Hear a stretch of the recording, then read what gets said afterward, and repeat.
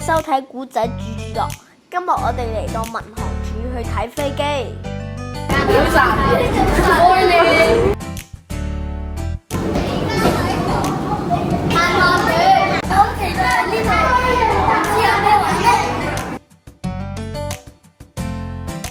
我哋早咗，所以可以喺度玩一陣。呢個就係成個機場嘅一個地圖。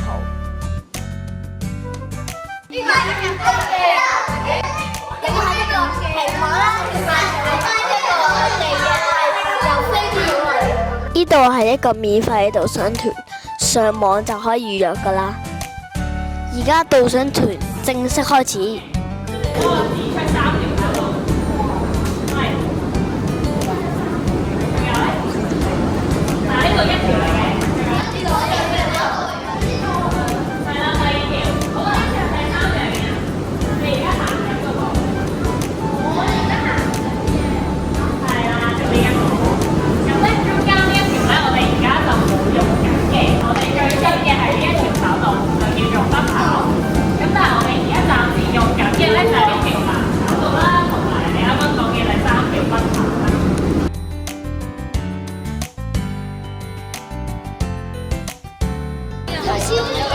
介紹嘅係政府部門、政府救援部門嘅直升機，但係呢啲係私人飛機。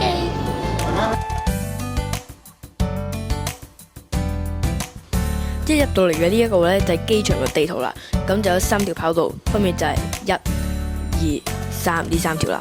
之後呢度就係客運大樓咁樣啦，咁而天空上面就係我哋可以喺香港去到唔同國家嘅一啲地方。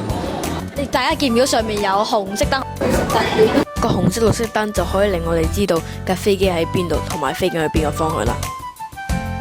而家我哋就嚟到參觀展廳啦。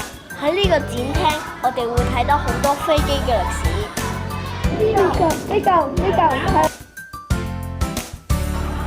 跟住呢一個位會見到好多控制室嘅機器。呢一個咧就係一個飛機嘅記錄冊，呢個就係以前嘅，就係 VR 字頭。呢一架咧就係第一架嘅飛機，而家就用 B 嚟登記，但係呢架咧就係 VR 登記嘅。呢度就有啲機場開幕禮嘅相。呢個係機場機，呢個係機師同控制塔溝通嘅儀器。其實機師要知道啊，如果唔係佢哋咪降落咗喺嗰個中跑道嗰度咯。呢個係飛機模擬駕駛器，而家就等我嚟睇下飛機本嘅升上先啦。咁大家可以留意下一陣間起咗飛之後咧，轉咗一個彎嘅，佢就喺太平轉咗邊啦。轉右咯。係啦，佢轉咗右嘅。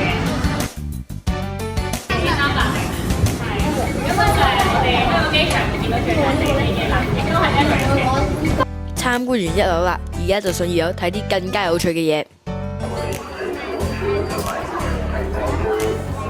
呢一個位就係播放緊一啲平時機師同埋呢個控制塔溝通嘅聲音啦。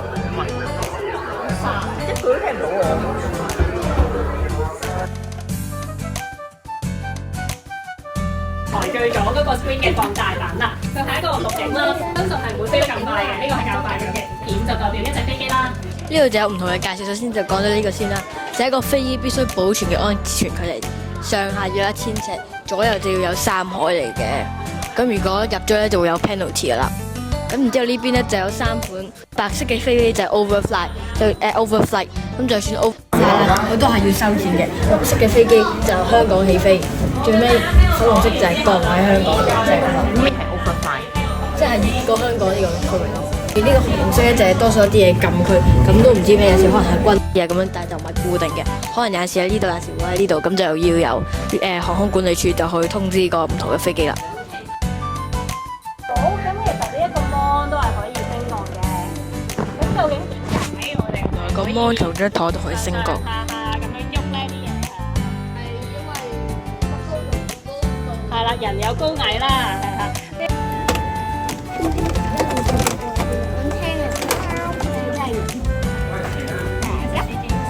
可以咁樣，呢個好嘢啦！我哋可以控。呢個係 controller，係可以睇到啲飛機起飛同埋降落。佢見到其實呢一隻機咧，佢喺個停機坪上面咧都會顯示佢嘅一個 flight number 啦，佢嘅資訊啦。因為如果我哋唔知嘅話咧，咁呢件事就好危險啦。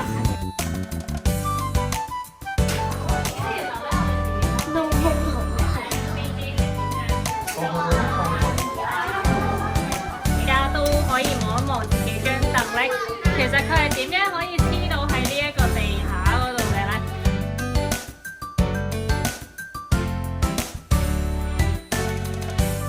最後我哋去到天台就可以見到機場嘅風景啦。